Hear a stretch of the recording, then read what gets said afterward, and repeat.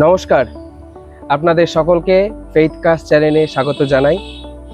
আজকে আমাদের মাঝখানে পেয়ে গেছি ফাদার অমিতকে। ফাদারের মুখ থেকেই আজকে আমরা ফাদারের পরিচয় শুনব। আমি ফাদার অমিত মণ্ডল, কৃষ্ণনগর ধর্মপ্রদেশের যুব পরিচালক। আমি গত 14ই জুন 2025 সালে আমি এই দায়িত্ব গ্রহণ করেছি।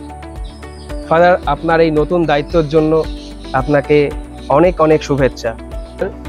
এই যুব পরিচালক একটা বড় গুরু দায়িত্ব আপনি পেয়েছেন, তো আপনার অনুভূতিটা কিরকম?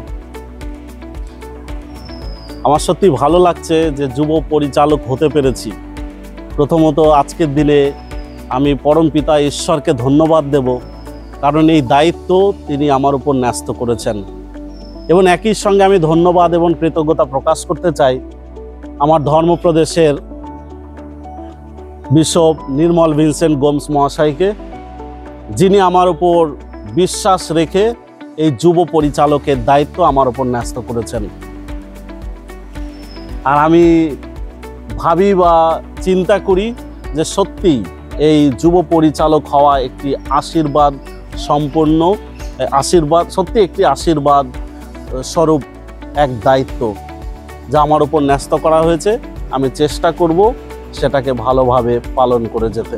ফাদার, কৃষ্ণনগর ধর্মপ্রদেশের প্রতিটি যুবক যুবতীকে একত্রিত করবার জন্য আপনি কীরকম প্রোগ্রাম বা কি ভেবেছেন যে আপনি কিভাবে তাদেরকে একত্রিত করবেন কোনো একটা দিনে বা কোনো একটা সময়ে?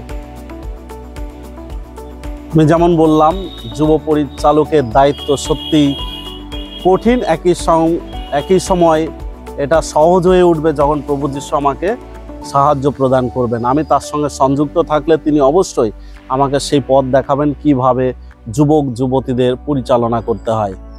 আর আমি চাইছি যে নিয়মিত প্রতি বছর রিট্রিট তাদের জন্য পরিচালনা করতে, কিছু skill development training, workshop, camp, seminar এবং আঞ্চলিক ইউথ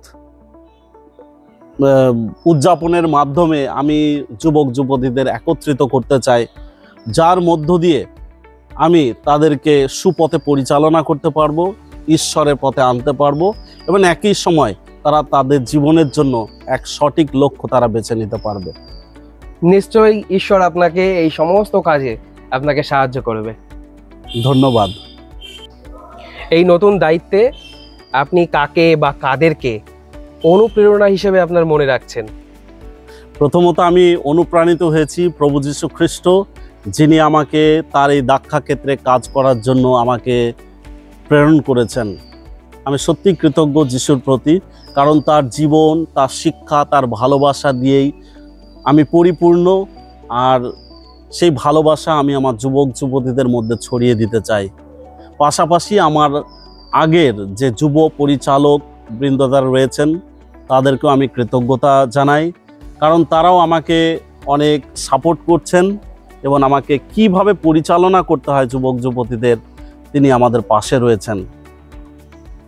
ফাদার, বলছি যুবক যুবতীদের ইউথে জয়েন করা কতটা প্রয়োজন আপনি কি মনে করেন?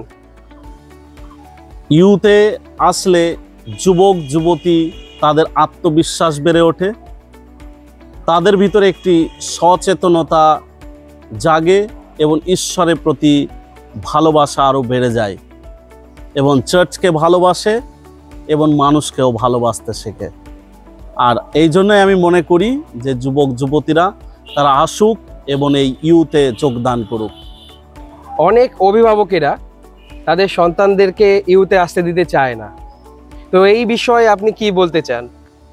আমি অভিভাবকদের এটাই বলতে চাই, আপনারা আপনাদের সন্তানদেরকে ইউথে যোগদান করার জন্য অনুপ্রাণিত করুন, কারণ এই ইউথ করলে তারা সঠিক পথের দিশা পাবে। আর সেটা সবাই চায়, আমি এবং অভিভাবক এবং আশেপাশের সমাজও সেটাই চাই। ইউথ তাদের সেই দিশা দেখাতে পারে। ইউথ কোনো বিভ্রান্তিকর পরিবেশ নয়, বরং এটি একটি গঠনমূলক ও বিশ্বাসভিত্তিক পরিবার।